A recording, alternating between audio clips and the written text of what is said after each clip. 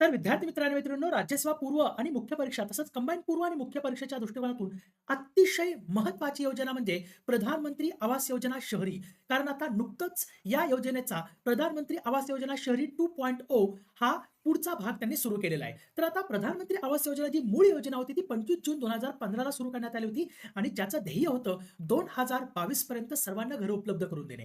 Housing for all by 2022. 31 मार्च 2022 पर्यंत 20 दशलक्ष म्हणजेच 2 कोटी लोकांना परवडणारी घरे बांधण्याचं लक्ष्य या प्रधानमंत्री आवास योजना शहरी 1.0 अंतर्गत ध्येय हे ठेवलेलं होतं. तर आता याचे लाभार्थी कोण होते? तर जे शहरी भागातील जे गरीब लोक आहेत, बी-पी-एल लोक, नंतर झोपडपट्टीवासीय आणि शहरी गृहनिर्माणाच्या तुटवड्याचा सामना करण्यासाठी पात्र शहरी गरिबांना पक्के घर उपलब्ध करून या अंतर्गत दिले जात होतं. आता याच्यामध्ये सगळ्यात महत्त्वाचं काय तर महिला सक्षमीकरणाला याच्यामध्ये चालना दिलेली आहे. कारण जे घर दिलं जातं ते घर एकतर महिलेच्या नावे किंवा महिला आणि पुरुष या दोघांच्या संयुक्त नावाने हे घर त्यांना दिलं जातं. आता सगळ्यात महत्त्वाचं काय तर प्रधानमंत्री आवास योजना शहरी 2.0. आता हा जो नवीन योजना सुरू करण्यात आलेली आहे याचा पुढचा भाग तर 1 सप्टेंबर 2024 ला ही योजना सुरू करण्यात आलेली आहे. प्रधानमंत्री आवास योजना शहरी 2.0.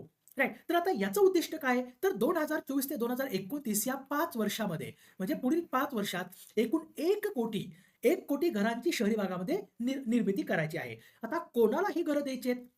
तर जे बिलो पॉवर्टी लाईन जे शहरी भागातील जे दारिद्र्यरेषेखालील व्यक्ती आहेत, नंतर इकॉनॉमिकली बॅकवर्ड क्लास, नंतर लो इन्कम ग्रुप आणि मिडल इन्कम ग्रुप यांना काय करायचे आहेत, ही घरं त्यांना द्यायची आहेत. पण ही घरं त्यांना कशी द्यायची आहेत? तर याच्या अंतर्गत जे सेंट्रल असिस्टन्स मिळतं ते 2.5 लाखांपर्यंत मिळतं. मग शहरी भागामध्ये 2.5 लाखामध्ये तर घर होणार नाहीये. मग याच्यासाठी काय करायचं?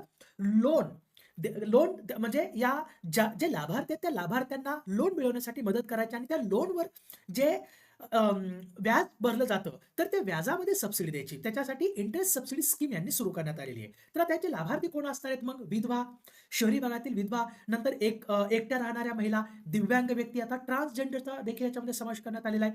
नंतर झोपडपट्टीमधील रहिवासी यांच्याकडे विशेष लक्ष देण्यात येणार आहे. तर याच्यावरती एखादा क्वेशन तरी या पूर्व परीक्षेमध्ये येण्याचे चान्सेस आहेत. आणि आता आज आणि उद्यापर्यंत आपण राज्यसेवाची जी नवीन बॅच सुरू केलेली आहे स्वराज एम-पी-एस-सी तर याच्यावरती डिस्काउंट ठेवलेला आहे. ज्यांना कोणाला बॅच जॉइन करायचे त्यांनी या नंबरवरती तुम्ही कॉन्टॅक्ट करू शकता. जेणेकरून तुम्हाला याची काय ऑफर आहे नेमकी तुम्हाला डिटेल्स सगळे मिळतील. आणि राज्यसेवा मुख्य परीक्षेच्या दृष्टिकोनातून जो कोर्स आपण लॉन्च केलेला आहे तो गॅरंटेड सिलेक्शन प्रोग्राम अंतर्गत लॉन्च केलेला आहे. जर तुमचं सिलेक्शन नाही झालं या कोर्सला ॲडमिशन घेऊन देखील तर तुमची फीस पूर्णपणे परत मिळणार आहे. सो धन्यवाद.